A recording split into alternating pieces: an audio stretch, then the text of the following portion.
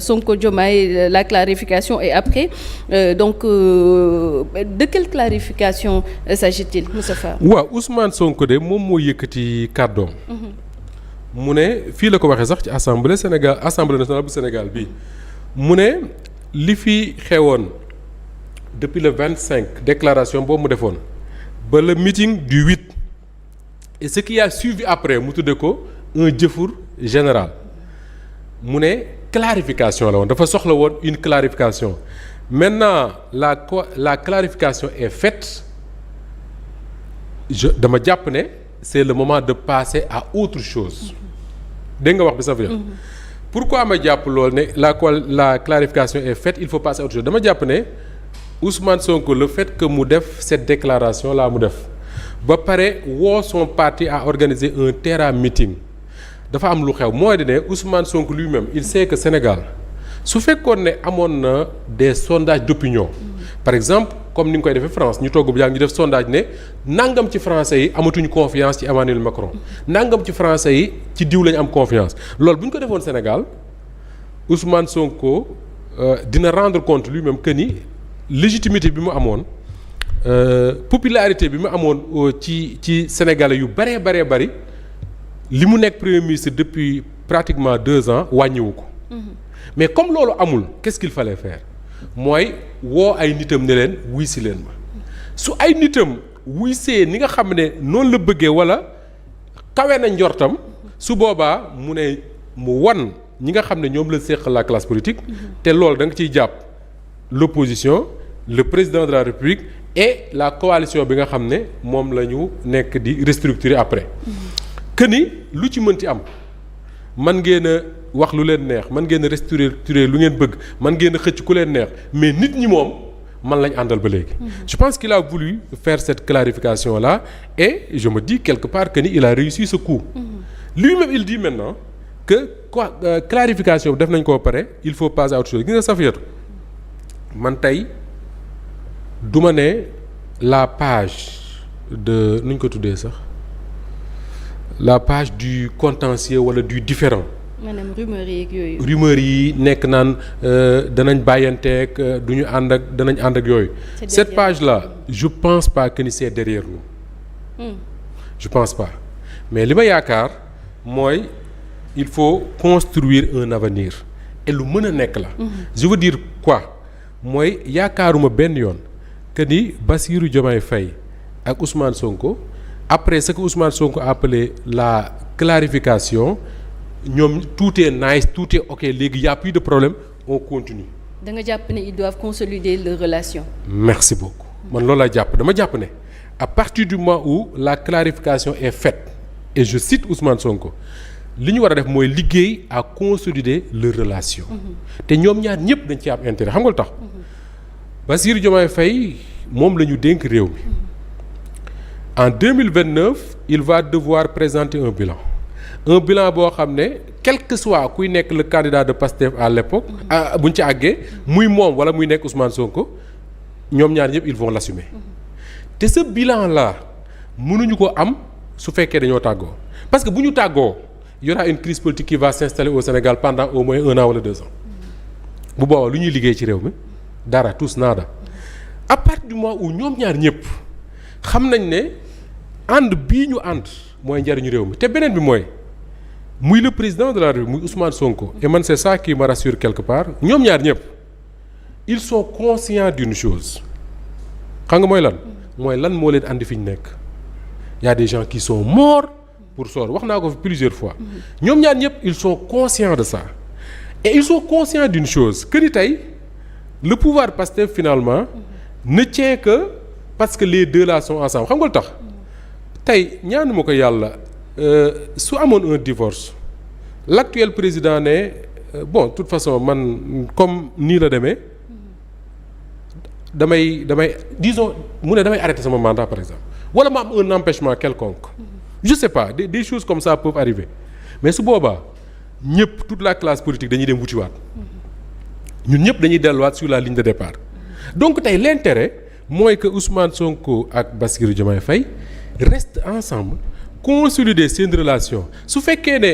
et là foofu d'ailleurs la ñu war a wanee ñoom ñaar ñëpp que ni li Sénégalais yaakaar ci ñoom mat nañ ko dëgg xam nga mooy lan Safiatou mooy cette capacité bi permettre ngeen am ay contradiction ci wàllu politique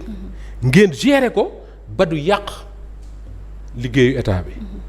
mooy tey y a une coalition bu ñu nekk di restructurer ci turu Bassirou Diomaye Faye waa Pastef ne ñoom xalaatuñ ko ña nga ca leneen ñoom apte comment faire pour que ces deux là bañ a yàq la relation de travail bi dox ci diggante bi foofu la ñuy xaar Bassirou Diomaye Faye et Ousmane Sonko cette capacité d'être au-dessus des contradictions politiques yi nga xam ne moom la ñu am et loolu lu jafe la xëy na bu doon man du ma ko man mais c'est justement parce que dafa jafe que Sénégalais tànn leen beneen bi mooy ñoom ñaar ñëpp ils sont conscients d'une chose que ni ñoom amuñu droit di rateloo Sénégal loo xam ne Sénégal da ciy jariñu ba faw Afrique di ci jariñu ba faw ma jox la ci lu leer Safiatou Mamadou Dia ci boppam dafa bind ne le fait que Senghor accusé ko de coup d'état jàpp ko yóbbu ko prison yàq sa vie et tout mu ne moom loolu mettiwu ko ça il l'a pardonné à Senghor y a pas de problème mais li ko metti mooy digganteem ak Senghor tandem boobu dafa waroon def tache d'huile en Afrique c'est-à-dire que Afrique yu bari yu mel noonu dafa waroon am tey jii ce que Ousmane Sonko ak Bassirou Diomaye Faye ont réussi ba ñëw pouvoir mais Guinée-Bissau gi loolu lañ naroon def am na ku ñu empêché bu nekk candidat mu tànn keneen soutenir ko kooku gagné élection yi léegi su fekkee Ousmane Sonko ak Bassirou Diomaye Faye dañoo échoué ci liggéey réew mi ensemble su boobaa Afrique ci boppam ku fa déggati ñu ne diw joxañ na diw pour mu def danaan yii loolu wóorul Sénégal def nañ ko demul mais su fekkee ne ñoom ñaar dañ ko réussir Safiatou di nga dégg ci Afrique ay changement de régime yu bare bari ay nit ànd di defar seen réew comme ni ko Vladimir Poutine defee ak Dimitri Medvedev et loolu amuñu droit di ko xañ Sénégal dafa war a nekk pour man un exemple pour le reste de l'Afrique pour que africains yi se disent quelque part que ni écoutez man su ma demetee bëgg a présenter wu élection ñu xañ ma ko parce que x raison moo tax mais du ma boycotter du ma woote violence damay tànn candidat soutenir ko comme ni ko Ousmane Sonko defee mu gagné su gagné ñu gouverner ensemble loolu ils le doivent aux Sénégalais et ils le doivent à l'Afrique ñoom ñaar ñëpp et j'espère que dinañ leen ko wax bañ dégg ko beneen bi mooy Safiatou pour consolider cette relation aussi dama jàpp ne il faut mu am ñu leen dimbali wala ku leen dimbali way gis nga Bassirou Diomaye Faye lu mu mat lu mu nekk président de la République Ousmane Sonko lu mu mat lu mu nekk premier ministre lu ko mbooloo mi bëgg-bëgg forcément dinañ soxla ku leen di dimbali xam nga lan mooy dimbali mooy koo xam ne di nga am capacité wu jàkkaarloo ku ci nekk wala boog ñoom ñaar yëpp wax leen fi réew mi di leen fàttali parce que xam nañ ko fi réew mi jugee ak fi réew mi toll mieux que ça il faut je ne sais pas ban personnalité lay doon ci biir réew mi boo xam ne dina am capacité wu di wax di fàttali Bassirou Diomaye Faye que ni pour mu gouverner ce pays là sans Ousmane Sonko lu jafe-jafe lay doon voire lu impossible en même temps di fàttali Ousmane Sonko que ni lu mu ak rôle bu mënti jouer ci et moom il nous l'a dit Ousmane Sonko ci boobu wax nañu ko ñun bi ñu ko interviewé au mois de novembre 2024 mu ne ak rôle bu mënti jouer ci arrivée au pouvoir Bassirou Diomaye Faye c'est Bassirou Diomaye Faye le président moom il est premier ministre et ça c'est important gis nga ñaar ñi suñu jàppee seen relation noonu man gëm naa ne li ci Sénégalais yi doon tiit te ñu weesu ko dafa war a consolider cette relation là et cette relation li koy consolider parce que man su ma nee consolider du pour l'intérêt de Diomaye du pour l'intérêt de Ousmane Sonko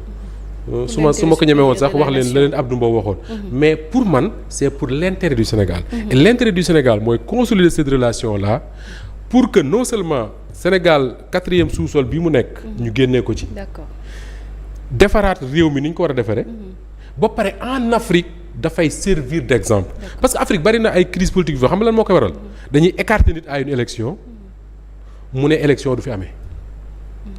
mu jur lu ba loo xam ne kenn xamul fan lay yem ci violence mais su fekkee ne ñam nañ exemple Sénégal bi mu réussir ñu ne mais attends fii ku ñu fi écarter élection jaru ko tànnal candidat ànd ak moom soutenir ko ngeen gagné defar seen réew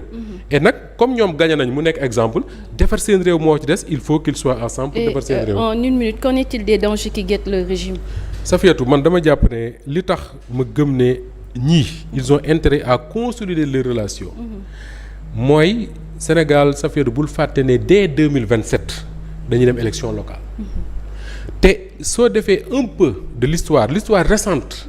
du Sénégal Sénégal fii da ngay gis ne en 2009 dañu organiser élection locale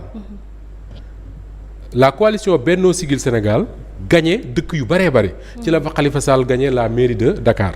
Macky Sall gagné la mairie de Fatick keneen gagné ñu dem ñaata 2009 2010 2011 2012 ñu dem élection Abdoulaye Wade daanu nga ñëw 2024 dañu dem élection locale 2022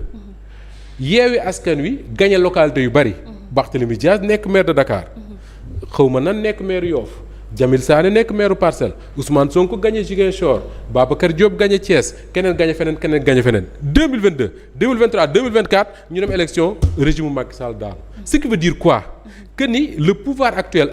on me dira que ni ñële ci deuxième mandat lañ nekkoon alors que Diomaye ci premier mandat la nekk c'est vrai il faut prendre ça en compte dans la comparaison mais li am solo mooy l'élection locale de 2027 c'est très important pour le pouvoir et loolu moo tax d'ailleurs Ousmane Sonko doon wax à la fële meeting ba ne dem leen ngeen bindu ji ci élection yi parce que gagné ko mooy presque sûr de remplir en 2029 mais soo ko perdre l'opposition fa lay commencer xoqalikuwaat jëlaat dooleem et 2029 yàlla rek moo xam lan moo nar a xew et d'ailleurs man ce que j'en sais ci lu néew mooy cette opposition là elle fera tout vraiment tout pour aller ensemble aux élections